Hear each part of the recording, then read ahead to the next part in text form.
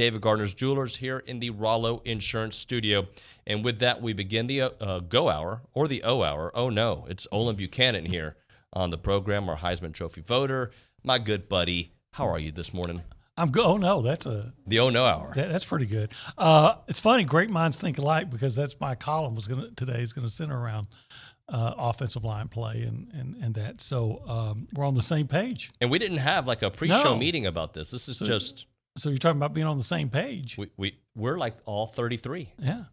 So to me, it all starts there, right? Like you remember early on, and I think it was the New Mexico game, probably a couple times in the Kent State game, our offensive linemen just were lost, confused. There was no push. Even some of our big, strong guys were getting pushed down, and people were making videos of it. I haven't seen that as much. Like, it's not a social media hot button take anymore. This is an offensive line that has now created enough creases for Isaiah and A-Chain to get some yardage. It has provided enough space for Zach not to feel like he's David Carr under duress on every play. Now, Zach's got some things he's got to work out himself. And some of it might be a little PTSD from the way the season started. But that being said, to me, it all starts there because the wide receivers now have a chance to get open and get the passes. The body language looks better. Winning does that, but I thought it started with the line. Well, I think it always does. I always say the line or offensive line, no one gets excited about a new pair of tires. You can't show off your new tires and everything. Right. But and you don't really appreciate them until you really need them, or until you don't have good ones, right? When you're skidding because you don't have enough tread. And so the quarterback is, maybe the motor, and there's other things, but you can have all of that, but you're not going anywhere without good tires. Right. And let's face it, A&M had some flat tires early. They had to make some changes, had to change some tires. They had to, to do a few things. But now it appears, based on the last two games, against Missouri, they ran pretty much at will. And against Alabama, they didn't give up a sack. Wasn't that much pressure. Did you ever hear Will Anderson's name mentioned in the Alabama game? No, and I believe he had. We have a ghost in studio. A remote control just fell without anybody touching it. That's cool. I'm glad. It's Halloween coming up, so that works out. Yeah. No, but last week I believe Will Anderson had 4 sacks in the game. Right, against something like Mississippi State. Yeah, no, you didn't hear his name. So you're seeing the offensive line start to make some significant improvement. And I think as your offensive line gets better, your offense, it just stands to reason. I've never seen a good team, a really good team that didn't have at least a solid offensive line.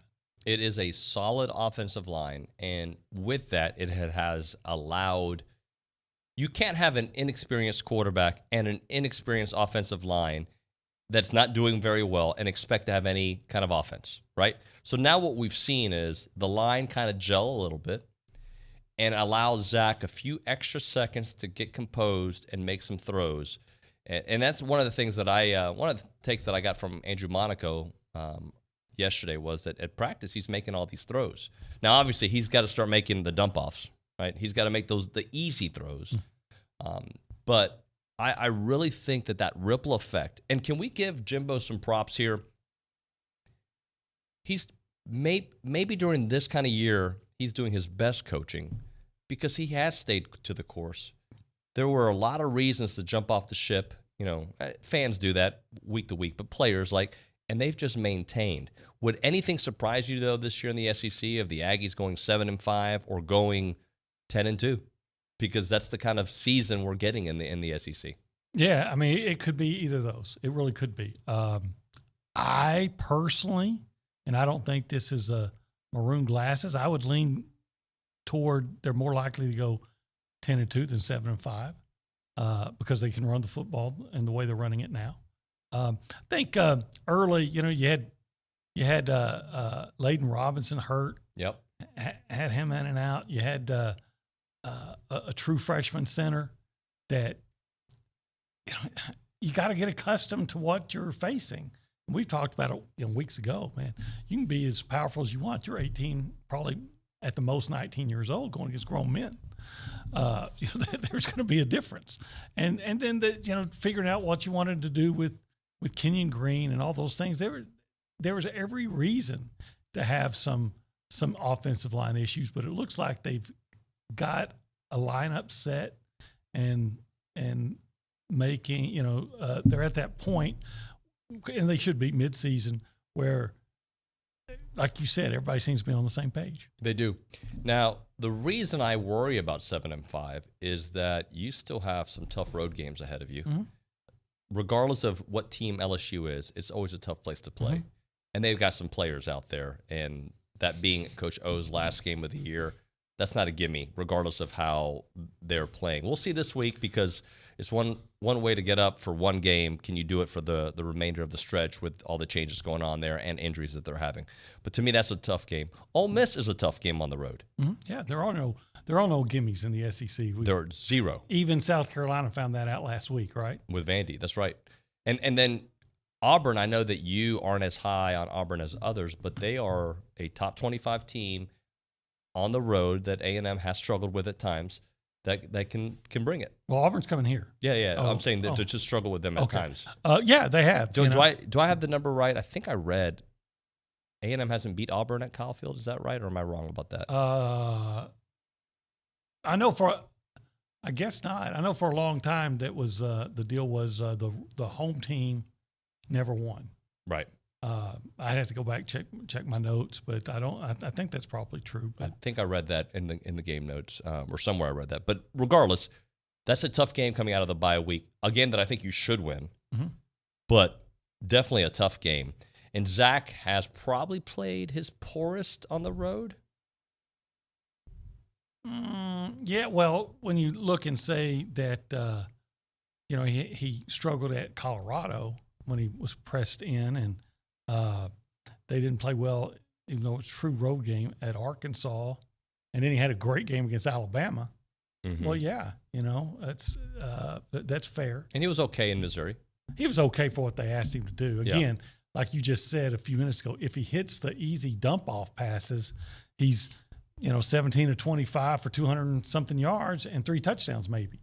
So we're going to allow like this is a democracy or a dictatorship. We're going to allow the listeners and the viewers to get involved in the conversation. What is the biggest difference in the Aggies now here as we enter the South Carolina game? You can participate by calling the BCSI hotline, 979-693-1150. You can also text the AMB text line, Real Texas Banking, 979-693-1150. AMB, a good College Station branch of the Amarillo National Bank. Good Texas Bank, and the website is anb.com. And with that, we go to the News and Social Center. Anna Rosa Peterson. Good morning. Yeah, I've got nothing to complain about this morning with Casey bumping the Christmas music in Texas Filmworks this morning. Actually, you did complain, so you're lying to the audience. No, I did not complain. You kind of complain. You're like, I was what just is trying up with to play, Casey? I was trying to play both sides. I was like, I understand it's controversial to play it before Olin's birthday, but I also can't help but enjoy listening to Christmas music. I love Christmas music. I know in Houston, Sunny 99.1, they will start playing Christmas music right around Halloween. There was a time it would start at Thanksgiving. I think they start even earlier now. Yeah, I wouldn't be surprised about that. I also listen to Sunny 99.1 when I'm in Houston. So can you sing the song? Sunny 99.1. Yeah, I made her embarrassed. All right, I got embarrassed for you too. All right, so what do we got on the News and Social Center? Yes, well, first let me hit some headlines before I get into our topic. Starting out, women's basketball, the defending Southeastern Conference regular season champion team was predicted to finish third in SEC by a panel of both SEC and national media members this Tuesday. The Aggies are led for the 19th season by head coach Gary Blair, who coached A&M to its 5th conference title during his tenure last season. And in this campaign, the Maroon and White posted its best regular season winning percentage, 89.3%, with a perfect record at home, 13-0. And then in cross country, for the second time this season, A&M's Maddie Livingston has been named Southeastern Conference of the Women's Freshman Runner of the Week, announced by the league office also on Tuesday. So some exciting things there and a bright future for cross country. And yes, again, our topic is what is the biggest difference in the Aggies right now? Bayou Ag says things now can be solidified with the O-line and effective quarterback play. I appreciate that. And I'm going to read this text for you. Well, actually, you can read it, Ana Rosa. Ross from East Texas. Can you just give me a moment to smile? Absolutely. I will take every chance I can to talk about the Astros. He says, I love me some Aggie football, but I'm going to have to keep having the Astros talk drum. Altuve is a first-team Hall of Famer, and the bullpen was the star of the game. Yes, I fell asleep early. Sorry, I'm old man. But I woke up to great news that the Astros scored 7 runs in the 9th inning to win that game and tie up the series. The Astros are, they didn't get a great start from Zach Greinke, who struggled a little bit in that first inning, and Lance McCullers, their ace, in my opinion, out for the ALCS. And obviously, Verlander's been gone since last year, but he's still on the roster, another Hall of Famer right there. So they're missing some guys, yet they're still in it in the ALCS, and it. One of the cheaters, if you will be in the World Series versus if the Dodgers or the Braves, and the Dodgers did make it a series. I think it was in the 8th inning, and I know Richard Zane is smiling now, but they took over that game at that point. Maybe the 7th inning. Yeah, it's funny because I was just flipping through the channels, and at one point it was 5-2 Braves. Yeah. And I went to something else, and I came back, and as soon as I hit the button on Major League Network or whatever it was, guys crossing the plate at the end of his 3-run homer. And I know you probably, along with watching a lot of baseball, I'm sure you were glued to the television watching the Champions League. No, I was not. You know what I was watching when I fell asleep? I was watching the replay of the Cowboys and Patriots. I will admit, so I'm not a big Cowboys guy, and I hope that doesn't alienate our audience. I loved that game. That game was a phenomenal game on Sunday, and Dak is just so much fun to watch. I think he carries himself well. He's so good. I mean, how many 9 400-yard games or something like that I saw? Yeah, let's just bring that up tomorrow with McGee, by the way. Yeah? Yeah, we always had this debate. I'd say, he was saying, now look, he knows more about football than I ever will, but we had that debate on that, on whether or not Dak would be a good NFL quarterback. He's pretty good. And I was on I think he's going to be successful. And he said, no. But he did, I hope you're listening, McGee, he did take Danny Etling from LSU. Okay. That he would be a good NFL quarterback. Do you think Dak is a product? He's good, but it's just worked out in that system with that offensive line and obviously having a pretty good running game. And now his offensive coordinator obviously is great. Well, no. Because I'll tell you what, I think he was having a really good year last year behind an offensive line that was patchwork and beat up. And he threw for 450 in that first before game. He got hurt. Yeah. I think he's just a good player and he's a good leader. Yeah. And getting better as he gets experience, but and he's been good in 2 different systems. So I don't see how you can say, well, it's just every quarterback's better if they've got good players around them, if they've got protection, if they've got a running game. Tony Romo was a heck of a quarterback for the Cowboys. For a lot of times, he didn't have a running game to help him. If he had a running game like Dak does, maybe they would have won a Super Bowl with Romo, or at least gotten there. But so Dak Prescott is obviously benefiting from having good receivers, a good running back, a good running game, and an effective offensive line. But I think he'd be good individually in any system for any team. Yeah. All right. Hey, more Aggie talk to come. I got to hit the clock here. But a moment for our friends at the Association of Former Students. Porter, Catherine, Randy, Lexi, all you know the folks. A lot of them make appearances here on the show. I think Randy will be coming up next week. And the guy constantly texting me how he predicted the Alabama game. It's nauseating. I told you. Every day, right around right now, 8:22. Just I told you they're going to win the Alabama game. I'm kidding. He doesn't text very often about that, but he does remind me of the greatness that is the Association of Former Students, and I'm going to remind you guys as well. Over 140 years, they've been bringing it right? The association is here, there, and everywhere because you've empowered them to do that with all your donations, all your gifts, and to give to the association. It's not hard at all, guys. You can become a Century Club member, $100 a year, $9 a month. You're going to get that decal. You're going to get the plaque. You're going to get the Texas Aggie magazine. Plus, you're continuing in the oldest, most inspiring tradition of Aggies helping Aggies out there. I want to encourage you to do that and do that right now. To learn more about the impact of the association, get involved, make a gift, visit aggienetwork.com/giving. Find out the latest contests, promotions, and events for 1150 AM and 93.7 FM. Log on to thezone1150.com. Bryan Broadcasting is your home for high school football. Bryan High, A&M Consolidated, Rudder, and College Station High play on the Bryan Broadcasting family of stations. No matter where you are, hear every play, every game, all season long. Thanks to Amarillo National Bank, Glenn College, BCS Toyota, and Ed Phillips Plumbing. To find out when and where to hear your favorite team, go to brazosfootball.com. Trick or treat! From Bryan Broadcasting, Destination Bryan, and ABC Home and Commercial Services, you're invited to Halloween Town in downtown. A free, safe, come-and-go trick-or-treating experience for the whole family. Join us in downtown Bryan on Friday, October 29th from 4 p.m. until candy runs out. There will be a kid zone, photo booth, costume contest, and lots of candy stations for trick-or-treating. Special thanks to our treat sponsors, La Macaron French Pastries, St. Joseph Health, and Gentry Gandy's Dance Factory. Don't miss this free outdoor Halloween celebration for all ages. Brought to you by Bryan Broadcasting, Destination Bryan, and ABC Home and Commercial Services, specialists for your environment. For award-winning AC and heating service for your home, visit abchomeandcommercial.com.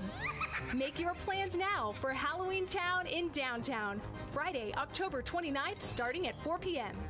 Here's Brad Beard of Intercon. If you have considered replacing the windows in your brick veneer home, you may have been told that it would be necessary to either remove the brick or tear up the inside of your window box. You need to know that Intercon replaces windows and brick every day, and we don't tear up anything except the window which is being removed. By installing windows every day, Intercon personnel have worked out methods which result in the replacement windows being at least as neat and effectively installed as your windows were when they were new.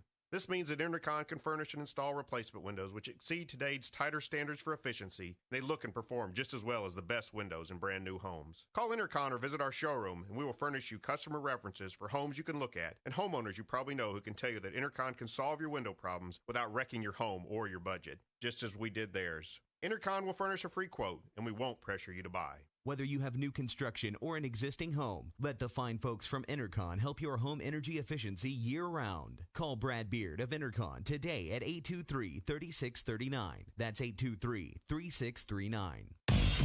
Keyshawn, J. Will, and Max. Are these guys the QB or not the QB of their current teams next season? Tua Tagovailoa. He will not be the quarterback of the Miami Dolphins.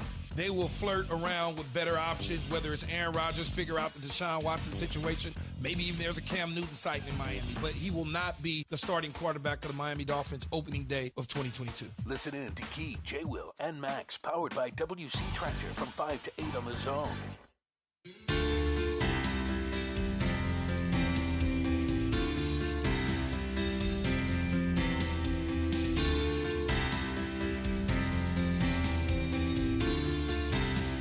Cheerio. TexAgs Radio, presented by David Gardner Jewelers here in the Rollo Insurance Studio. Anna Rosa, you're still with us. Can you do me a favor? I believe I could. Just read me the A&B text lines text from Drew in Waco. Absolutely. Not the great minds comment, because, I mean, we do have great minds, but I was thinking this exact thought earlier. Yeah, he says, something to watch, in my opinion, for the November SEC games, health of Matt Corral, and if LSU loses to Ole Miss, Bama, and Archie, how many more season-ending injuries will they have by the time they play us? I was thinking about the Matt Corral thing because this weekend, obviously, they got a big game with LSU, and I think his health is a little bit in question. But that dude, I didn't realize how fast he was as a runner. He can run. Yeah, well, he had about 190, almost 200 yards rushing last week. Yeah, he can run. I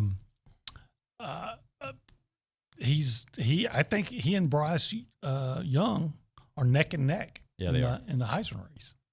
And if he closes strong the way he looks, that's why I think you'll see him out there against LSU if he can walk.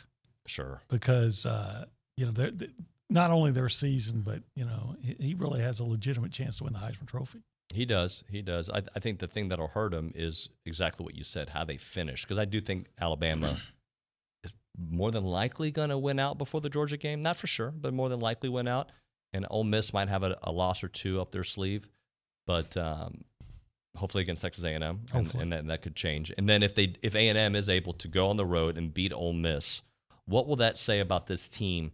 Not only beating two programs that are having nice years, obviously in Bama and Ole Miss, but the two Heisman Trophy probably finalists that are going to be in it. Because Bryce Young didn't struggle with A&M from a numbers perspective, but if you watch the game, he struggled with their pressure. Yes, he did. I think what it'll say is if they can win two games over the two top Heisman Trophy candidates and contenders, I would say that would mean that it is like it used to be. Because, as you know, as an Aggie, the Aggies had a long history of thwarting Heisman Trophy winners and contenders, from Bo Jackson, the Cotton Bowl, to Andre Ware. There were others that Tim Brown. Yep. So that was a famous game right there. Yeah. So and there's some others I'm just not thinking of right now. So it is like it used to be. It is like it used to be. All right, my friend, we've got some games to look out for this weekend. Where do you want to start? Do you want to start with that game we were just kind of previewing a moment ago, LSU and number 12 Ole Miss? Yeah, we can start there. I think that's an interesting one. I went bottom of your list. I don't know if did you want to go top? No, that's fine. That's fine. They're longtime rivals. People forget that, but the folks in Louisiana and Mississippi don't.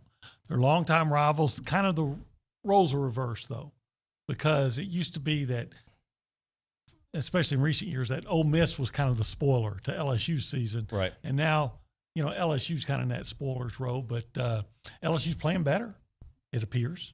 And Ole Miss still in championship contention. So later on today, up to the second college football episode 8, which is now sponsored and presented by Academy Sports and Outdoors. Excellent. OB, I know you had played a role in that, but we're excited about it because we have Matt Moscona on the show, and he's a very nice guy. I really like him. I think he's an excellent reporter.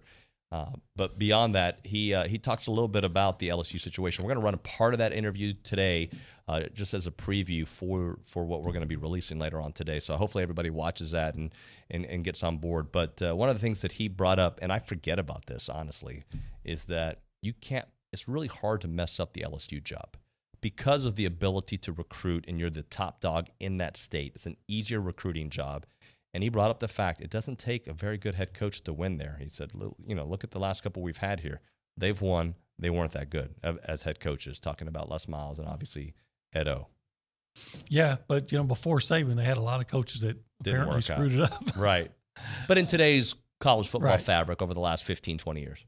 Yeah, Saban made it cool to go to LSU if you're from Louisiana. Yeah. And it just maintain that momentum, just the way I think Jimbo Fisher, if you're from Texas, especially from Houston, making it cool to come to A&M.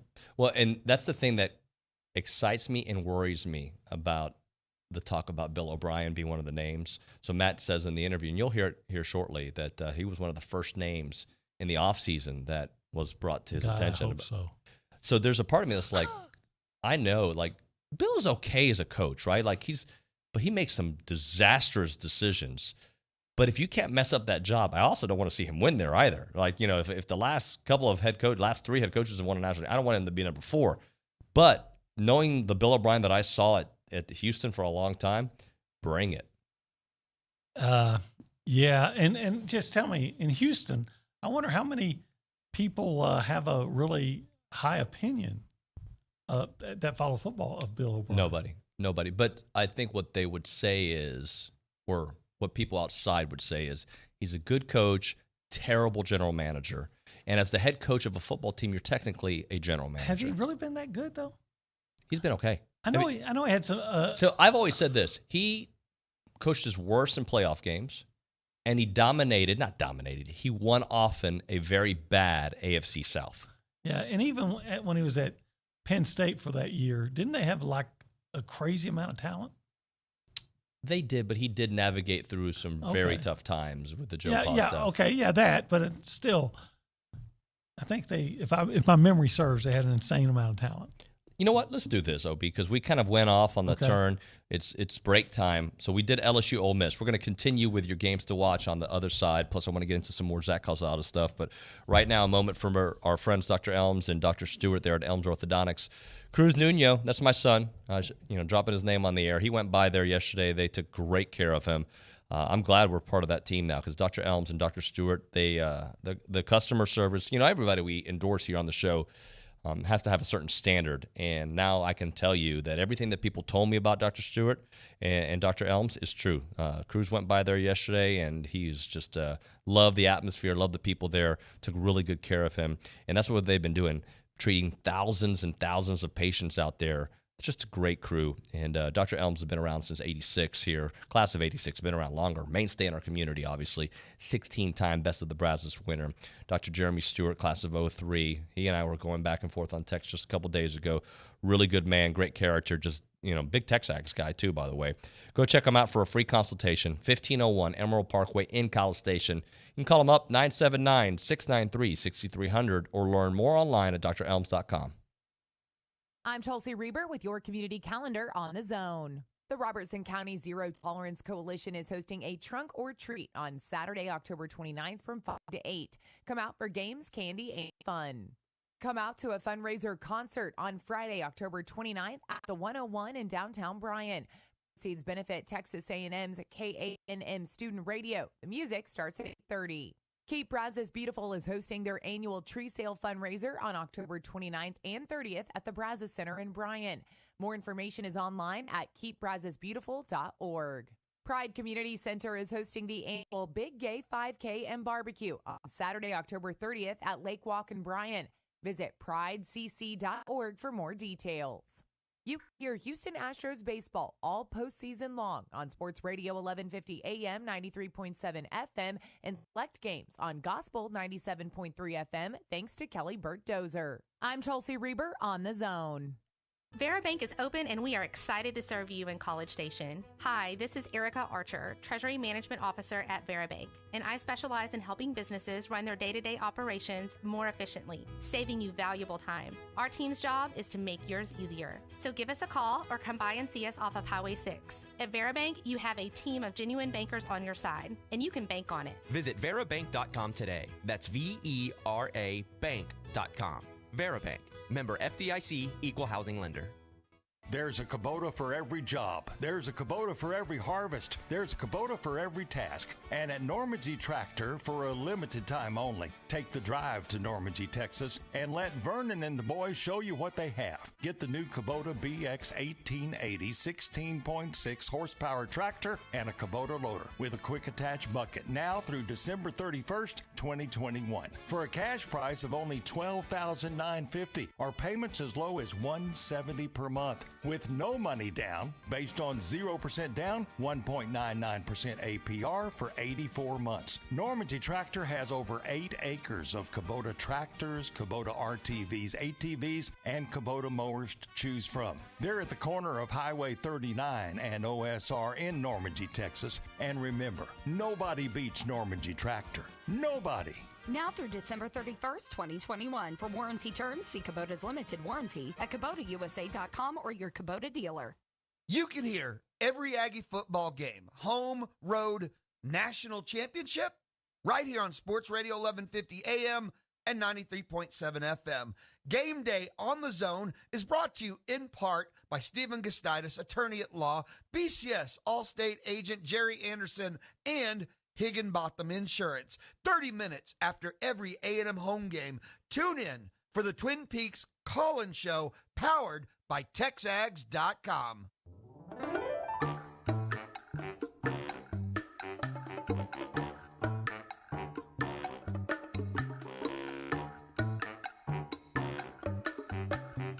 OB, this is what we call a banger.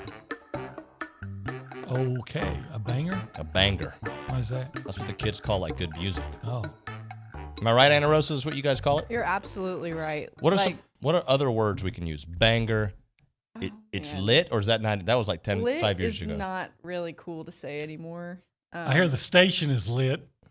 I don't think people really say that anymore. No? The old Tim Brewster line, the station is lit. It's lit.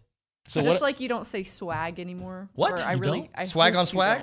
No. Richard wants everybody to know that he still does say lit. Well, he's part Very of the much in his generation. vocab. Yeah. So what are they like? The college kids say that. Like if I wanted to be like that 45-year-old cool dad, how would I talk?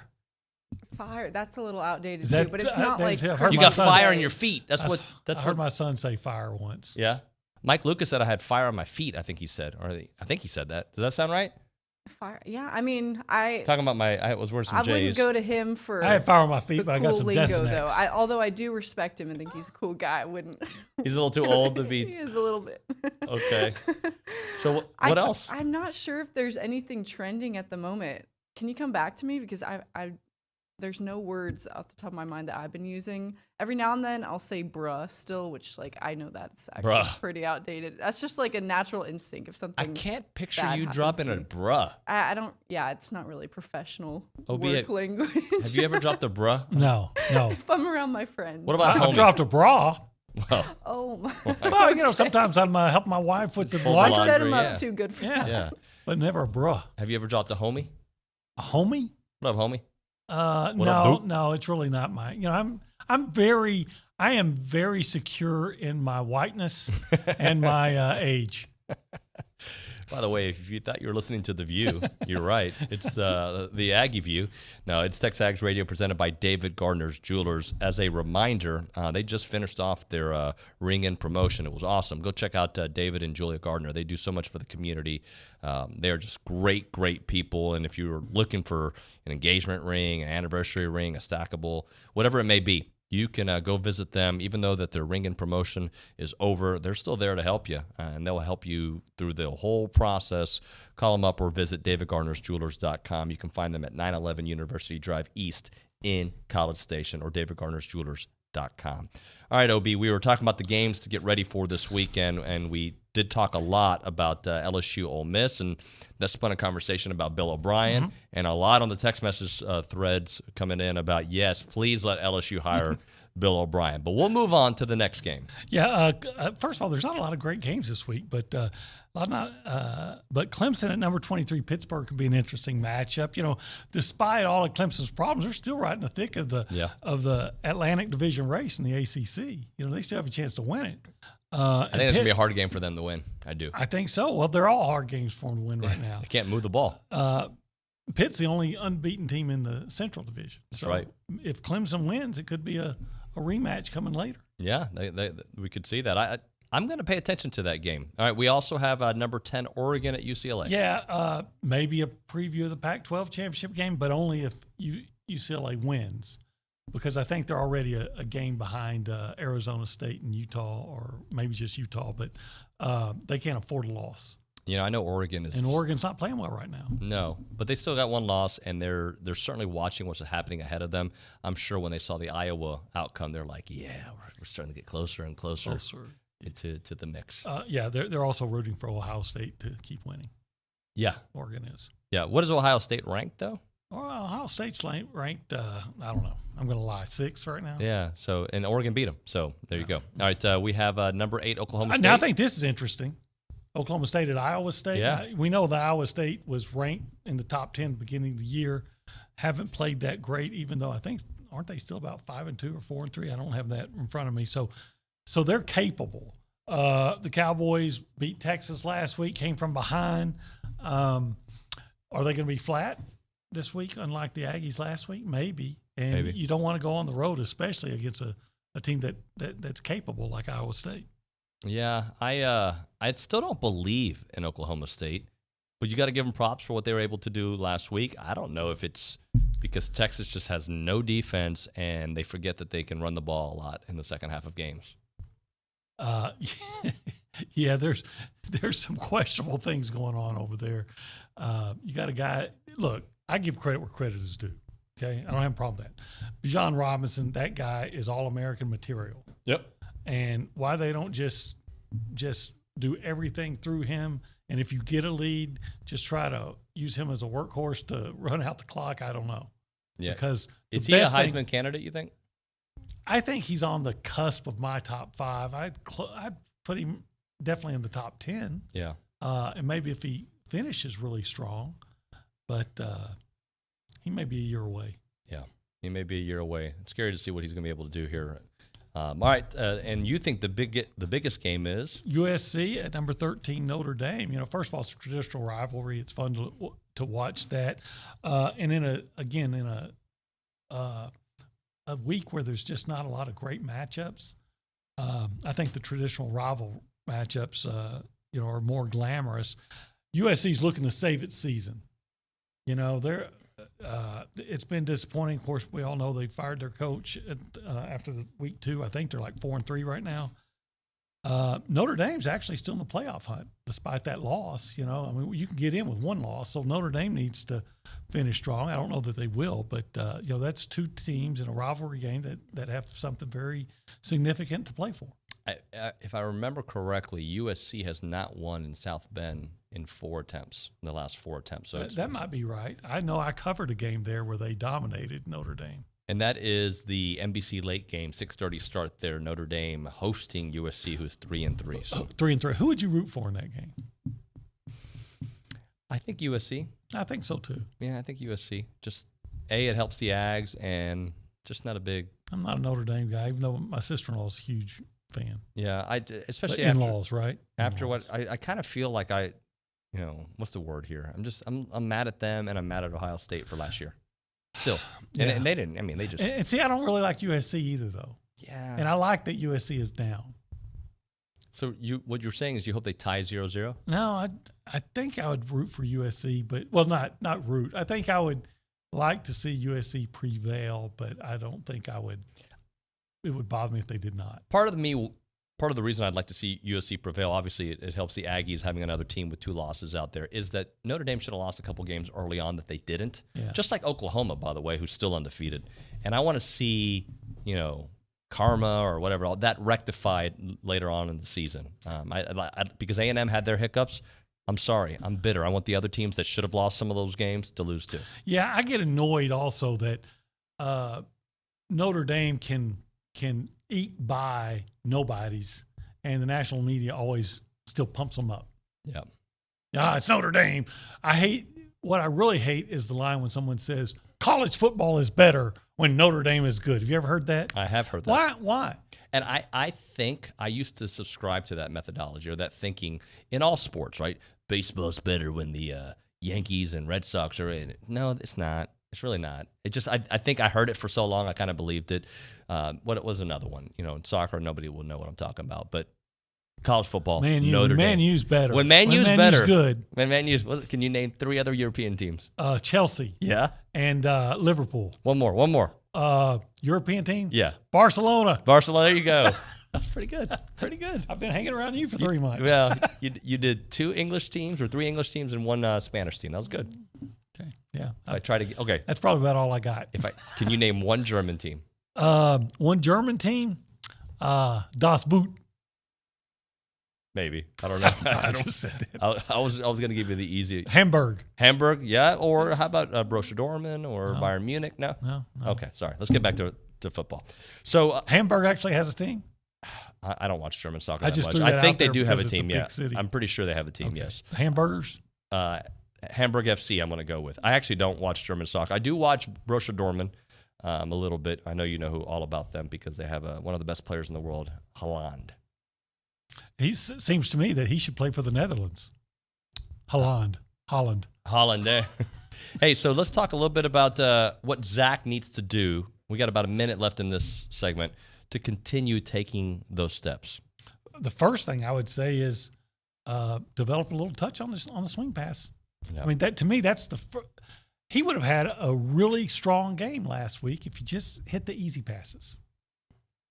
That's baby and honestly, steps. I will tell you, going back to the Colorado. Arkansas game, the Colorado game, there were plays to be made, easy plays to be made when everybody else downfield is covered, and you've got A-Chain, and you throw behind him, and that has kind of plagued him all season long. It's been less and less. He's getting better. There was a while where he couldn't make that throw at all. But yes, I agree. If he can just make this simple pass, we're looking at 8, 12-yard gains constantly because last Maybe week, more. It's 20, 25. Last week there was 2 or 3 that were right there. 3 to the left, 1 to the right that I counted. That could have been big plays. Anytime you can get Spiller or A-Chain in the open field. And do you remember, wasn't this last game? It was Alabama. He threw one to Spiller on the sideline. The guy was it could have been intercepted. And it looks like Spiller's going to be stopped for no gain at best, and he ends up just juking his way around for a first down. Yes. Get those guys the ball. Get your playmakers Understand the ball. You don't have to. I think it was Brent Zerman says you don't have to always be Nolan Ryan. You can be some Bob Nepper. Bob Nepper, that's right. Yeah, no, I 100% agree. You make those simple throws, everything is easier. You make those simple throws, Missouri is the 50-point game we thought it could have been. Well, you make the simple throws, right? And you're right about Missouri. You make the simple throws, and those guys that are playing back now have to start coming up to guard for that because you've hit that little swing pass 2 or 3 times for 20 yards. Now, when I see that guy leaking out into the flat, I've got to have somebody come get him. And what do you know? When I do that, I've got, say, Watermeyer dragging across the middle or Demas on a deep post, and they're one-on-one. Exactly the case. All right, we'll continue this. Plus, we'll go to the News and Social Center. And the topic of the day, as a reminder, is what is the biggest difference in the Aggies right now? But right now, I want to talk about my friends at Milliken Reserve. Everybody's my friends. My friends here, my friends there. But I actually have friends there at Milliken Reserve. Good people. They just do so much for that community because their mission is to build a healthy community around nature, right? And as I've gotten old, I didn't used to appreciate nature. Like here in College Station, that's always been my vision, is these trees and just landscape and trails all around the place. It was amazing. It was amazing, Red Sky, you're right. But over there at Milliken Reserve, 2,600 acres of open space. You've got farms. You've got 30 miles of trails. You've got homes. And it's just an unheralded place for families to cherish for generations. You can just have this big old lot and just love it out there. But beyond that, like all the cool stuff that they have, they provide a natural setting for people to connect, hiking, biking, canoeing, kayaking. You've got equestrian trails. You've got yoga. You've got summer camps, music festivals. They just had one last week. Farmers market, farm tours. We get the veggies from them all the time. It is phenomenal. Learn more at millikenreserve.com. That is millikenreserve.com. It's TexAgs Radio, weekday mornings from 8 to 11 here on Sports Radio 1150 AM and 93.7 FM. The Zone. The end of the tax year is near, so if you need maintenance or replacement parts for your construction equipment, WPI has you covered. Regardless of your machine's make or model, WPI can help. From custom hydraulic hoses, O-rings, and depth to teeth, buckets, and blades. Any part, filter, fluid, battery, or lighting for every brand of equipment is at your local WPI. Visit Jesse James at WPI's new location in Bryan, Highway 21 East at Marino Road, or click WPI.com. Everyone has a story to tell, and we want to keep telling your story, the stories that you really care about. Visit KRHDnews.com to submit your story, explaining why you think someone has a great story to tell. From things to celebrate, to things that inspire change, everyone has a story to tell, and we want to tell yours. Our news team is anxiously waiting to hear your stories and continue connecting with the Brazos Valley. Visit KRHDnews.com to tell us your stories to be featured on air and online. The flagship station for Aggie Athletics is The Zone. Whenever the Aggies are playing, you can hear them right here at 1150 and 93.7 FM. Thanks to our listeners and our Aggie broadcast sponsors, Lance Lester at the Lester Group, Zwerneman Flooring, and The Sleep Station. Here's a big gig-em to all these sponsors. Listen to Aggie Athletics on The Zone 1150 and 93.7 FM. People join Walk MS to raise awareness and funds that change the world for everyone affected by multiple sclerosis. MS attacks the brain and spinal cord. It's the most common neurological disease leading to disability in young adults. Walk MS brings communities together, creating teams with friends, loved ones, and coworkers to rally around those we care about and end MS forever. Join us. Together we are stronger. Walk MS fundraising accelerates research breakthroughs and life-changing breakthroughs. It will take all of our passion, determination, and fundraising to end MS forever. Together, we can change the world for people with MS. Join us. Register today, start a team, and raise funds at walkms.org. If you miss Louis, you missed. Lou, you say that they're not picking A&M to win. We're picking A&M because they love them. Because A&M's a default for them. That's different. That's a default. I'd be more interested to see who they're picking to win other games because they're never going to pick against the Aggies. The Aggies could be 0-11, and they're still going to pick them. So the credibility is shot there. Listen to Louis from 11 to 2 weekdays on The Zone. Brought to you in part by Rudy's Barbecue.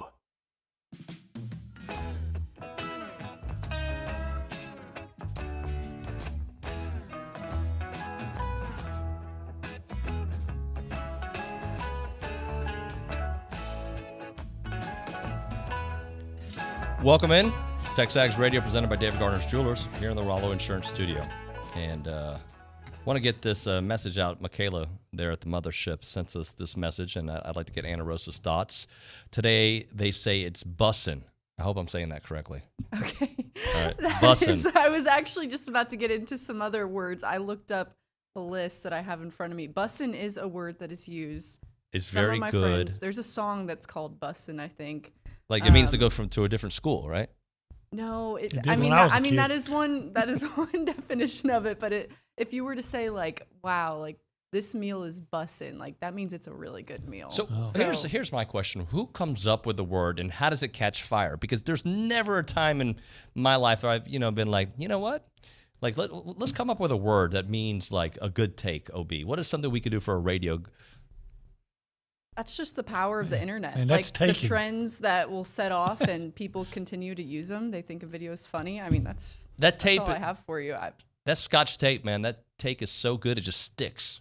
Sticks. I don't know Scotch if that tape, will baby. stick. No?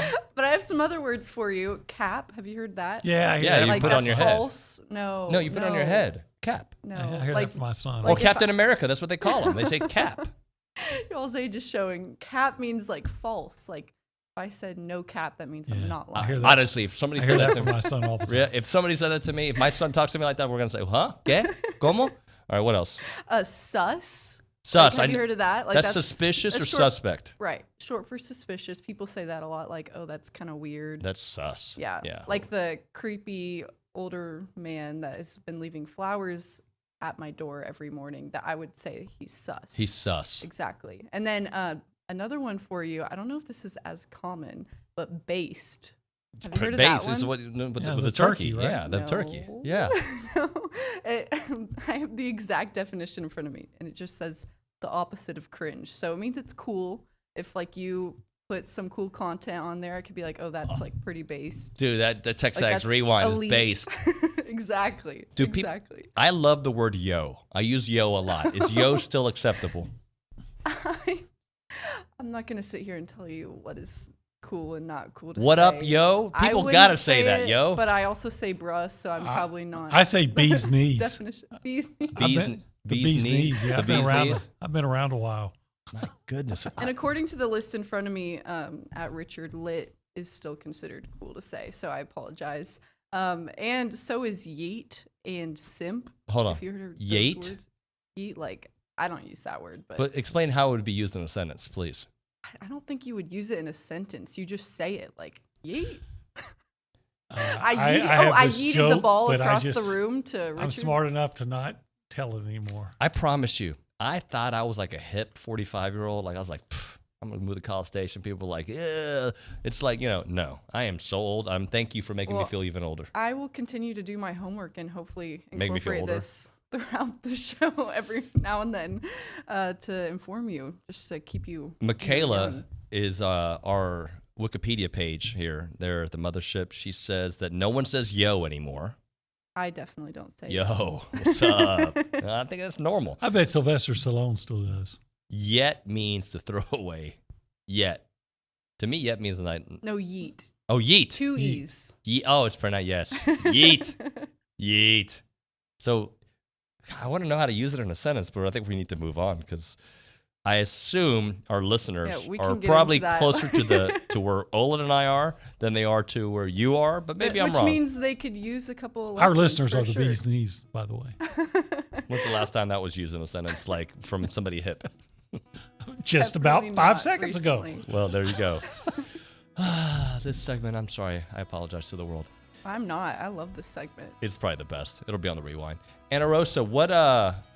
Give me one more text All right, message, like Matt, one of substance, not about Okay. these words that no real human uses. Absolutely. Matt T says on Calzada touch passes, these were similar issues with early Mond. He did get better with those, but it took over 2 years. Would like to see a shorter learning curve with Sack. I think we have to. Yeah, have to. Just right now, just make the routine plays and then worry about the big plays later. You got players around you that can make the big plays. Just do the routine ones. All right, buddy. Thank you so much. That is Olin Buchanan. That is the Go Hour. Anna Rosa Peterson. Yeet. Is that how did I say it right? Yeah, you said it right. Yeah. Yeet. We're throwing away this segment. How about that? No cap. Yeah, Captain America. Awesome. When we come back, Chris Landry, Texas A&M scouting report from LandryFootball.com. He is the bee's knees. That's next here on TexAgs Radio. The Bellucci Hour Happy Hour is a must part of any Aggie football season. Join Billy Lucci of TexAgs and Zach Taylor, the Infomaniac, every Monday and Thursday at 6 at the Tap, or listen in right here on Sports Radio 1150 AM and 93.7 FM. The Bellucci Hour Happy Hour every Monday, Thursday at 6 is brought to you by King Ranch Saddle Shop. Also brought to you in part by B&B Automotive. It's the Bellucci Hour Happy Hour. Hello, St. Joseph Eagles fans. Listen to St. Joseph Eagles football throughout the season on KEDC 88.5 FM. St. Joseph Eagles football is brought to you this season by these local businesses: Fast Signs, Strata Auto Repair, Kelly Burt Dozer, Reedfield Meats and Deli, Burnside Services Inc., and Prosperity Bank. Listen to St. Joseph Eagles football on KEDC 88.5 FM. Special thanks to all of our St. Joseph Eagles sponsors.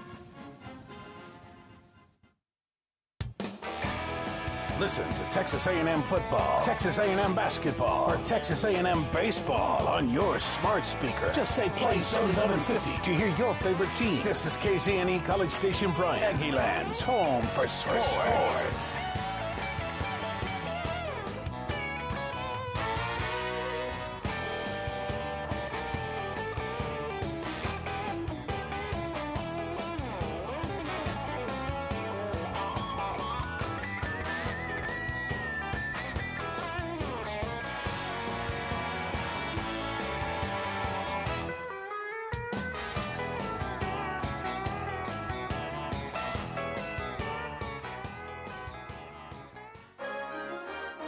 From WTAW, I'm Chelsea Reber with a news update on the zone.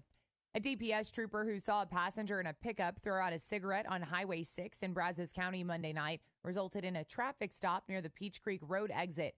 That led to the discovery of 30 pounds of marijuana and a stolen dirt bike. 2 Houston area men were arrested. College Station police accused 2 Brenham men of stealing tires and rims. According to CSPD tweets, a patrol officer did a traffic stop around 4 a.m. yesterday on Holloman west of Welburn for a broken taillight.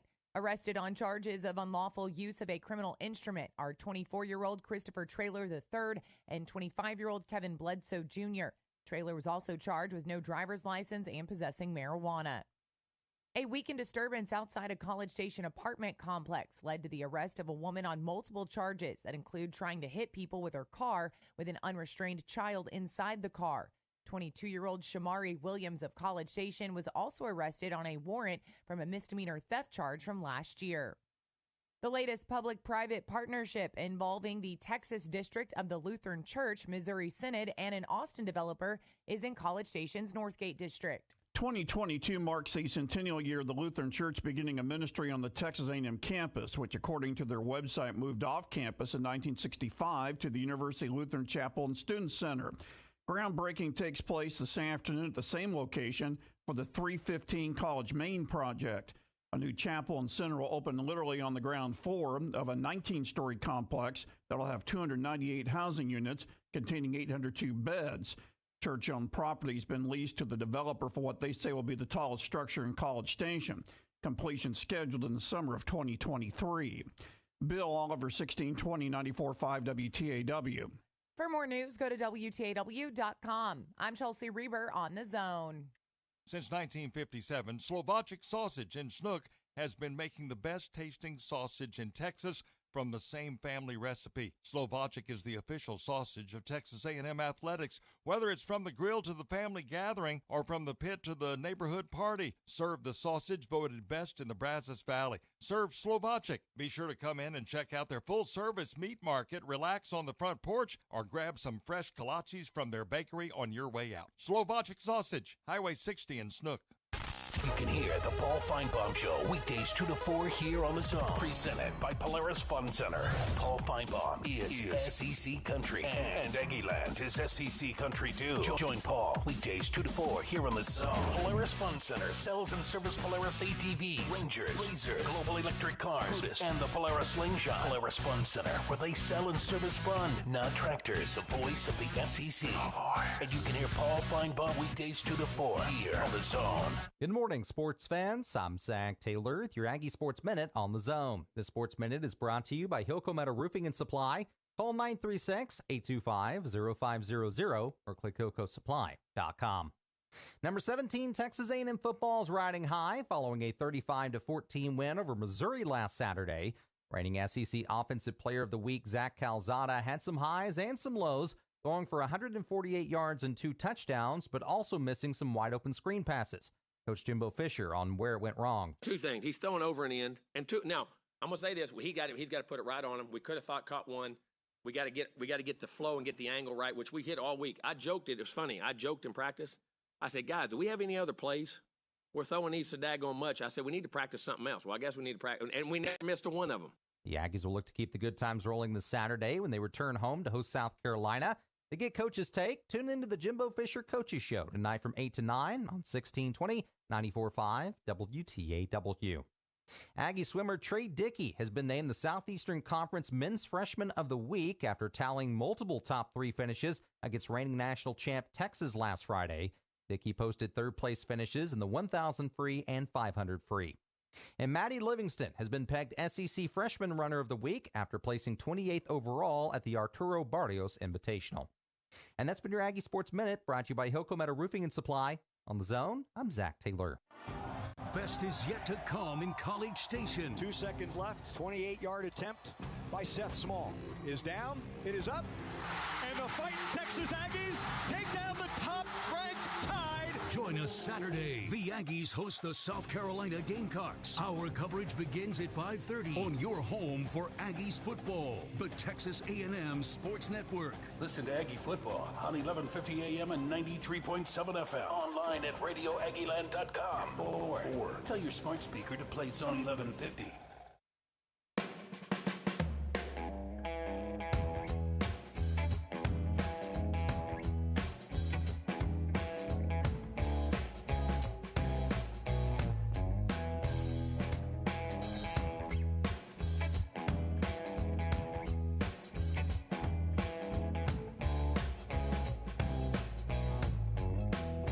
It is TexAgs Radio. We are presented by David Gardner's Jewelers. We are here in the Rollo Insurance Studio. Ags with a couple wins in a row. Obviously, the Bama game. We talked about Missouri as well with South Carolina ahead.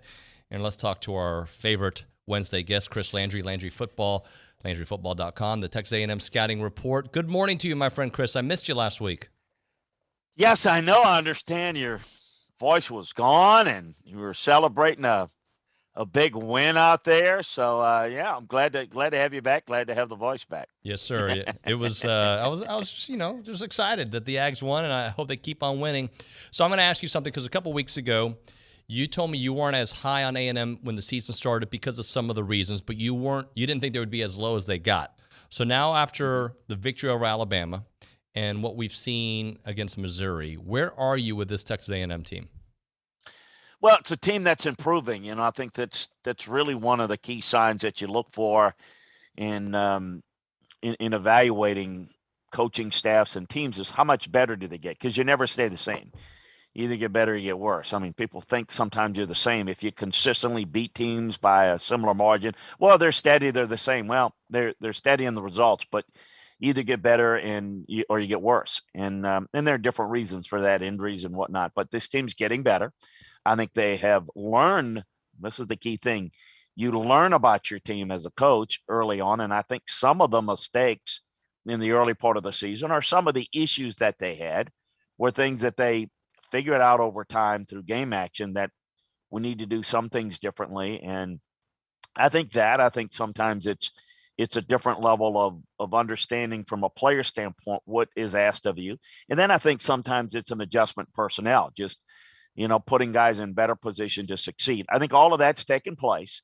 I also think it's a byproduct in concert with that as the team's getting better, that probably they weren't ready from a stylistic standpoint, maybe to play a couple of those games that, maybe they could have won if they went back and played them again. It just doesn't work that way, of course. So who knows? If they had done things differently, they may have won an extra game or so, or they may have lost a different game. You never know. Those things, I think styles make fights. So I think this team's improving.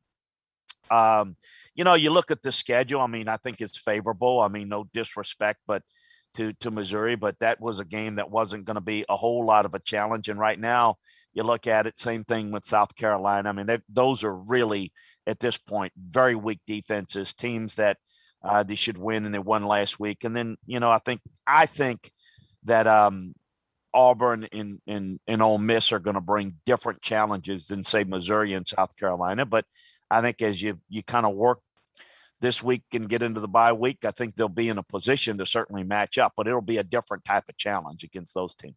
Chris Landry on the BCSI hotline. Chris, let's talk about that offensive line, because in my opinion, that is where it all starts. It always starts with the offensive line, but for this team specifically, I believe that they have gelled. They've got some games under their belt that's really allowed Zach a little bit more breathing room, and obviously the running game was an issue early on as well. To me, it started with the offensive line. What is different with that line? Well, they've obviously made some, prior to the Alabama game, they made some personnel decisions that would help them. And I think they also moved the pocket, particularly in that game. They moved the pocket. We talked about it last week when you were gone. They did a good job moving the pocket and getting them out of harm's way. And so it's a combination of what they're doing with their personnel and what they're asking schematically with their blocking angles that are helping, which, again, it's a little bit of trial and error in coaching. And then it's also schematically what they're doing with some of the play calling, a lot more motion. There are things you can do to help your protection, to help your offensive line in general. You can't hide it, but you can help disguise it a little bit. One is you got to be able to run the football.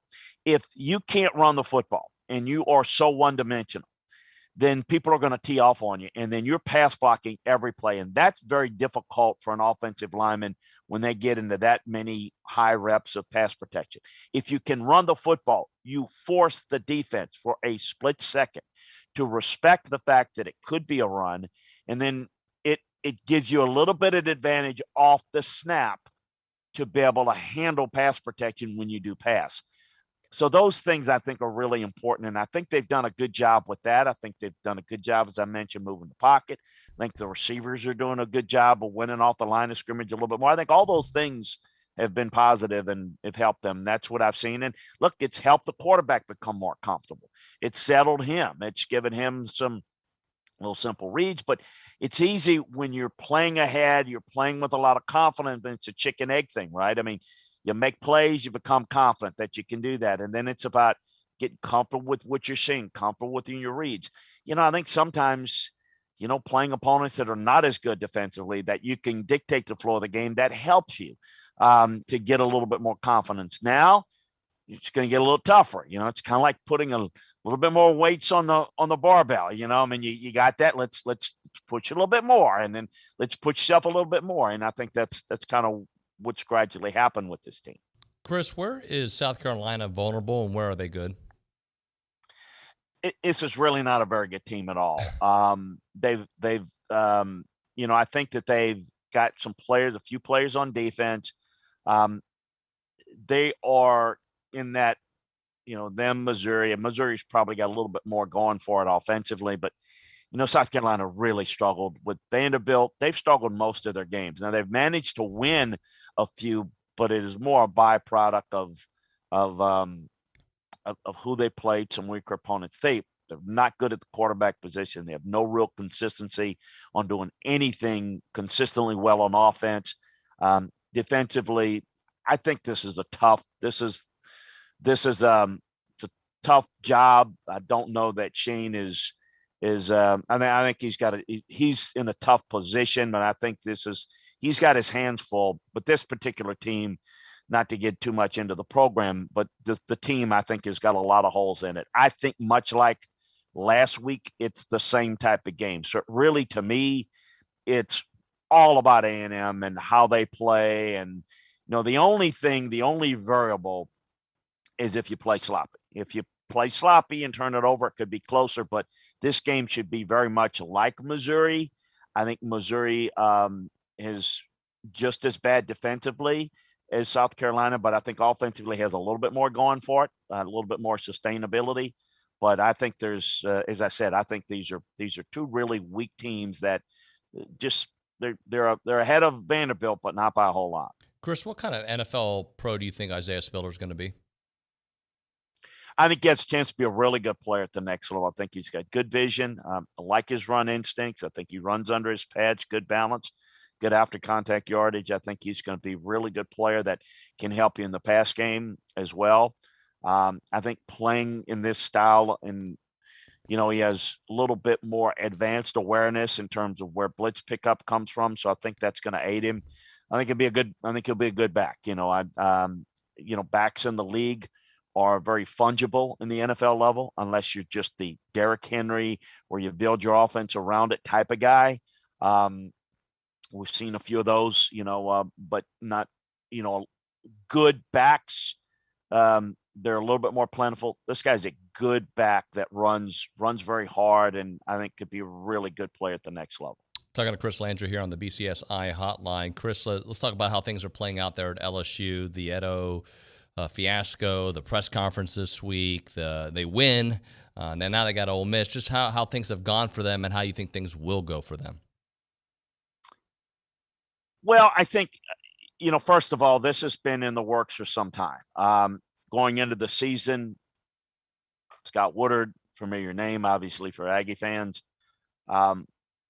In the powers that be at LSU have been very aware of what could possibly be happening this year, because there's been a problem really for the last year and a half. A lot of the things off the field, not just the personal stuff with Ed, but how it's affected the football program and the day-to-day discipline and organization.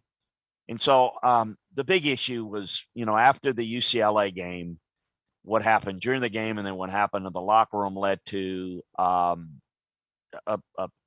realization that it was no longer a possibility, but a probability they'd have to move on. And that's where, the private money was raised and begun. And then it's this was done after it was like done after the Kentucky game. After the Auburn game, it was a little bit more alarming. And then after Kentucky, it was over.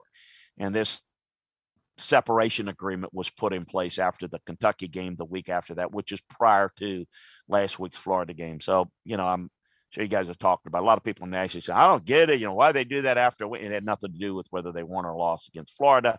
The reason why it's a little bit unusual in some people's eyes is because they don't know what's going on behind the curtain, is that, why would you keep him and, in the rest of the year? And, why wouldn't you, with all the problems off the field, fire him with cause? It's very simple. There's a lot that's going on. There's a Title IX investigation. There's 2 other major investigations. Basically this is $17 million to say, with a non-disclosure agreement, keep your mouth shut, you get your money, and we'll keep what's in your closet there, and you keep what's in our closet. And the other thing, and again, I'm sure you guys know, I've not known Scott for years. When I was involved in I do a lot of coaching search work. Talking about that before we got on, and I go back with Mark Emmert when I was still working with the Titans at the time, because I'd work with Nick Saban and kind of procuring that with Mark Emmert. The young guy that Mark Emmert hired out of the legislature in Baton Rouge was a young guy named Scott Woodard. And so Scott's very political and he's very PR conscious. So he wants to put that nice face of, we love Ed, and, you know, it's going to almost be like a retirement. So you can ride into the sunset. Who knows? Maybe they're going a little bit of a win streak. It doesn't matter, but it's very positive. They'll say all the positive things and the negative stuff will come out, but we want to have our hands on it, which for people who maybe didn't notice in the press conference to announce this, somebody asked Ed, you know, does he think the off the field problems led to this? And I thought Scott was he had his own mic. I thought he was going to grab that and to say it's strictly on field. When people say, well, he's lying. Again, he understands you can't come out and say, well, there was off the field stuff that led to this, because then you're going to be called in that lawsuit saying, well, you fired him and you're on record saying that you fired him for off the field. So that's the whole bloody mess of they're trying to make this a real positive moving on. And now Scott is, you know, involved in, he'll handle this search and the president will be involved to some degree, but Scott will run it. That's kind of where we've gotten here. But there's a lot that goes on that, as always, that people don't know behind the scenes and on the outside looking in. I don't get it. It was 2 years ago they won the national championship. That is like 20 years ago in terms of, it's like dog years, I would say, in terms of the stuff that's happened negatively. And it's the matter of they've lost confidence in his ability to fix it. And that's where we are, not just the time frame. It's what happened in that time frame. Chris, last thing for you. You talked a little bit earlier about Auburn, but just how good of a team are they? Not to jump ahead of South Carolina with the bye week, but that's the next big game. They're getting better. The receivers are not very good, but they're becoming a little bit more proficient on where they need to be, running their routes, you know, how they stem their routes, how they break off their routes. It's got to be at 11.5. It's not at 12. It's not at 11. They're doing a better job there. And the offensive line played their best game last week against Arkansas. So the protection's holding up, and Bo Nix look, he can make plays when there's protection. Look, we'll see. 1 week is not, let's see how it's not a continuum. So I'm curious to see how much better they get. Look, Brian's a good coach. The staff's a good coach. They've got limitations there, but they are getting better. You're not playing the Auburn team that even, you know, beat LSU or struggled. You know, this is, as you know, as and Aggie fans know, it's not the same team now than it was against Colorado or, you know, Arkansas. You get better, you get worse. Auburn's getting better. How much better? It's going to be interesting to see. I have got that game kind of pegged as an intrigue game for both a progress point this year for A&M and Auburn. I think A&M's got a little more overall talent than Auburn, though. Chris, we appreciate you, my friend. We'll catch you next week. Thank you, buddy. Take care. Have a great rest of the week. You too, my friend. Chris Landry there on the BCSI hotline. Good stuff as always. Want to remind you all to text radio to 1-833-638-6248. That is 833-638-6248 for your chance to win the big Friday giveaway, courtesy of our friends at Aggieland Outfitters. We're going to unveil that winner during the 10 o'clock hour of Friday's show. And this is a good one, guys. You want to check it out there when you visit Aggieland Outfitters or go to the website. It's the comfortable fleeced line crew neck, perfect for Aggie land here, and it's a very nice one. And it is called the Power Blend crew neck, and it's white on white there from Champion. See, it's the sweatshirt. It's got Aggie's embroidered in white felt across the chest with the Champion logo there on the wrist of the sleeve. It's very nice. It's going to keep you warm. Today, it wasn't too cold out there. You know, I know if you ask certain people in this office, it was freezing. It wasn't too bad, but it's coming. Those cold days are coming, and this would be a perfect one, especially there on game day there on the sidelines. $49.99. Go visit it at Aggieland Outfitters. They've got great stuff all the time, and, of course, one of their big things is getting the material that's going to last. It's going to keep you warm. It's always top-notch. Check it out at Aggieland Outfitters. Our mornings rock with Keyshawn, Jay, Will, and Zubin. Weekday mornings from 5 to 8 here on Sports Radio 1150 AM and 93.7 FM. Zone. If you have a debit card, you're used to spending money. But what if your card actually ended up earning you money? That's not exactly normal, but that's what you can get at A&B. It's called Kasasa Cashback Checking. Don't mind the weird name. What you need to know is that it's a free account with cash rewards. Use your debit card for everyday purchases, and we'll pay you cash back every month. If that doesn't sound like normal banking, well, guess what? We're not a normal bank. So contact A&B today and ask for Kasasa or visit ANB.com. Equal housing lender, member FDIC.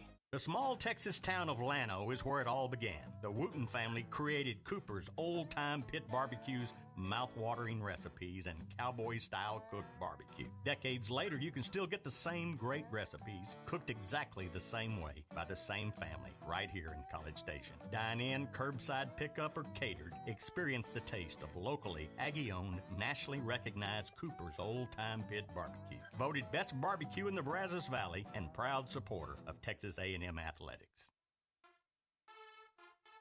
The flagship station for Aggie athletics is The Zone. Whenever the Aggies are playing, you can hear them right here at 1150 and 93.7 FM. Thanks to our listeners and our Aggie broadcast sponsors, Park at Tradition's Exceptional Senior Living, First Financial Bank, and Cooper's Barbecue. Here's a big gig-em to all these sponsors. Listen to Aggie Athletics on The Zone 1150 and 93.7 FM. Shop local, buy local, save big deals. It's not every day you can save money. Oh, wait, you can. Hi, Jenny here from Big Deals. When you shop Big Deals, you'll save money every day on dozens of gift certificates from local businesses like these.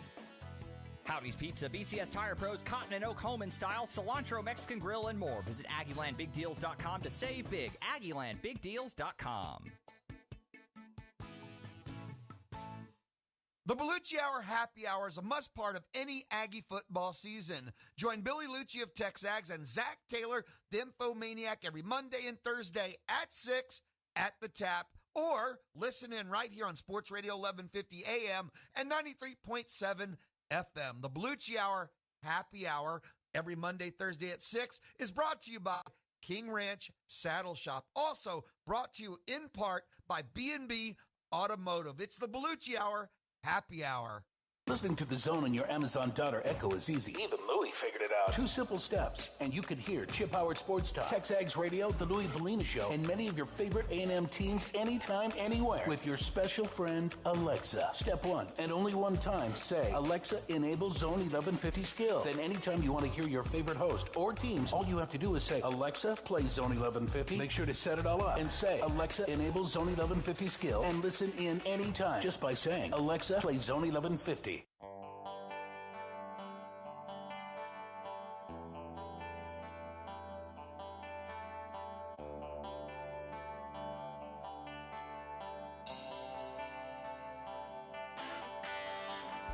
Welcome back, TexAgs Radio, presented by David Gardner's Jewelers. It's been a fun time here in Aggie Land the last couple of weeks, and obviously the big win over Alabama and what that meant, and also just the winning streak, Jimbo's press conference earlier in the week, and we thought it'd be a great time to catch up with the Kids First Fund, and Kirsten Rayburn is joining us here on the program on the BCSI hotline. Good morning to you. How are you? I'm all right. We're thank you so much for joining us. I know we had been talking about doing this for the last couple of weeks, and just happy to have a few minutes to chit-chat about what you guys are doing, your initiatives, and how exciting of a time it is around what Jimbo's doing, what the community's doing, and really impacting the Kids First Fund. Yeah, it's been absolutely amazing to watch. I mean, just, from the day we arrived in Aggie Land, which was, the night before the press conference, we have just, it's been a community that's embraced us. And, like Jimbo said in this press conference, not only his family, I mean, obviously that's an important part to him, but, a critical part. But it's been unbelievable to watch how this community has embraced Kids First. I mean, every segment that you can think of, the businesses, the media, the fan base, the players, the administration, just at every level. And it's just, there's not enough words to truly describe it. And I think you saw that the other day at his press conference. Yeah, you definitely saw that. And I saw it also on the coach's show as well when some of the news was being told to him. So let's talk a little bit about what that Alabama moment, the victory of Alabama, did for the momentum and the name and just the vibe around this place to really give back. Yeah, absolutely. I mean, just, we joke that it all started with a single tweet, and I guess you really have to back up. And it all started with an unbelievable win that we just, I think everybody went in saying, we have the ability, we have the players, we know, we get to see those players every day. We get to see that staff every day and how hard they're working. And it's just, these guys grind 24/7, everybody on our staff, from recruiting to our training, medical staff, our nutrition staff, our players. And so to see that come true for them was such an incredible moment. And just, being able to watch that, joy and relief and just all the emotions. And then all of a sudden to see foundation just blow up with awareness. And, it's been so rewarding. And the gifts and the funding research, our research team in Minnesota is just, they're watching this, they're seeing this. It's inspiring to them, which is great. They worked all through COVID, just pressing every day like our team does. And so it just kind of brings everything full circle. And then to get to meet, really connect with other FA families that have that Aggie connection. Talk about bringing it full circle. We've got kids in transplant right now that are Aggie families that, that's what it's all about right there. That's what we're funding. These kids should not have to suffer. And that's what everybody is doing right now, is that research will make a difference in that. I know most of our audience is educated, but help some of our audience understand FA and how has it affected Jimbo personally? Yeah, absolutely. So FA, Fanconi anemia, it is a DNA repair disease. So you and I are DNA repairs. If we get a bruise, a sunburn, a bleed, our body repairs with our blood cells. Well, when Ethan, gets a sunburn, those blood cells that go to repair his body, they're gone. They never get replaced. And so eventually our kids go into, blood or stem cell depletion. And that's when they have to have a bone marrow transplant, which is another critical piece of our organization is building that bone marrow registry. And that's why, so that when anybody goes in to get a transplant, there's a match for them. And so what happens is we have a little girl in transplant right now, Naomi, who is truly, it's a hero. She's a hero, and her little brother is her match, and he gave his stem cells, which, he's 10. If a 10-year-old can do it, anybody can do it. And so we go in and they give her new stem cells, and so that her body can repair. And so for a lot of diseases, that is the cure. The bone marrow transplant is the cure. For our FA families, it's not. Our kids then, for some reason, and that's one of the things that we're researching, there's 600 more times to get a major cancer, head, neck, lung, your leukemias. And so you get through one hurdle and then you face another huge one. So all of that is what we're doing. All of those things is how we're researching. We're hoping that we can get to a point where our kids never have to go to transplant. And then we're hoping to get to a point that if they do have to go to transplant, that they don't face the cancer on the backside, and that transplant is, easy on their bodies, because it's not right now. It's really hard. Kirsten here with us on the show, Kirsten Rayburn, for Kids First Fun, Executive Director. Kirsten, I do want to talk about Jimbo's press conference from Monday, because I know those of you who are very close to him and close to the program were not surprised by the words that he said. But just your thoughts on how that all played out, just Jimbo leaving his heart out there for Aggieland. Yeah, that's, at the core of who he is. I think you'll always find he's very genuine. That's what we all love about him. That's why you see a loyal staff around him, is what you see is what you get. And sometimes that's not an easy pill to swallow for people. And sometimes it's what you get on Monday. It's the passion. It's the love for where he is. And he says it, you guys hear it all the time. And I know sometimes people are like, oh, that's just another coach saying something. That's not how he is. What the words that come out of his mouth are truly where he is in the moment, what he believes. And Aggieland is truly such a special place, and people understand that. But I think on Monday, the entire world got to see it. You know, they got to see what it means to him living here, and his family and our families and our foundation, and, you know, just how transformative it's been for everybody. So it was really special for all of us to watch. Last thing for you, I know that there have been several people in the community that have helped out, but if somebody's listening right now and they feel empowered to go donate, what can they do? Yeah, we try to make it as easy as possible. So it's kidsfirstfund.com. It's on the TexAgs page. We have PayPal, we have Venmo. So we make it really easy. And I'll tell you, I mean, it's every dollar. It's not, you know, yes, we love the 4138. It brings a little bit of extra joy every time we see these wins and, you know, last week's win come through.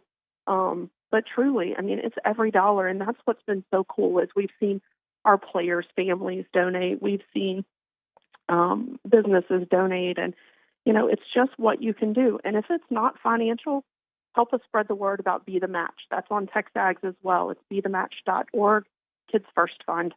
And it tells you all about how you can do a cheek swab and donate. So there's something for everybody. That's what's really special is everybody can make an impact. Kirsten, we appreciate you. Thank you so much for joining us. And just know you have a seat at the table here anytime you want on TexAgs Radio. Oh, you guys are so great. And we appreciate, I can't say enough about what TexAgs has done for Kids First from the beginning, from that first countdown to kick off and, you know, all of the different things and the ways that you guys have been a platform for us. We are truly grateful. We appreciate you. We'll talk to you soon. Okay, take care. Thank you so much. Kirsten Rayburn there from the Kids First Fund, the executive director. All right, guys, when we come back, we're going to hear part of that interview I had with Matt Moscona that's going to air tonight on Up to the Second College Football, Episode 8, presented by Academy Sports and Outdoors. We'll also get to your phone calls and your text messages at 9:50. Coach G will be here in studio. All that and more here on TexAgs Radio, presented by David Gardner's Jewelers. With your community calendar on the Zone. The Robertson County Zero Tolerance Coalition is hosting a trunk or treat on Saturday, October 29th from 5 to 8. Come out for games, candy, and fun. Come out to a fundraiser concert on Friday, October 29th at the 101 in downtown Bryan. Proceeds benefit Texas A&M's KANM Student Radio. The music starts at 8:30. Keep Brazos Beautiful is hosting their annual tree sale fundraiser on October 29th and 30th at the Brazos Center in Bryan. More information is online at keepbrazosbeautiful.org. Pride Community Center is hosting the annual Big Gay 5K and Barbecue on Saturday, October 30th at Lake Walk in Bryan. Visit pridecc.org for more details. You can hear Houston Astros baseball all postseason long on Sports Radio 1150 AM, 93.7 FM, and select games on Gospel 97.3 FM, thanks to Kelly Burt Dozer. I'm Chelsea Reber on The Zone. You can hear the Paul Feinbaum Show weekdays 2 to 4 here on The Zone. Presented by Polaris Fun Center. Paul Feinbaum is SEC Country. And Eggland is SEC Country too. Join Paul weekdays 2 to 4 here on The Zone. Polaris Fun Center sells and service Polaris ATVs, Rangers, Blazers, Global Electric Cars, and the Polaris Slingshot. Polaris Fun Center, where they sell and service fun, not tractors. The voice of the SEC.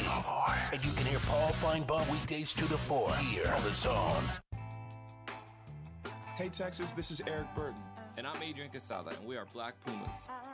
We've partnered with Don't Mess with Texas to turn up the message to keep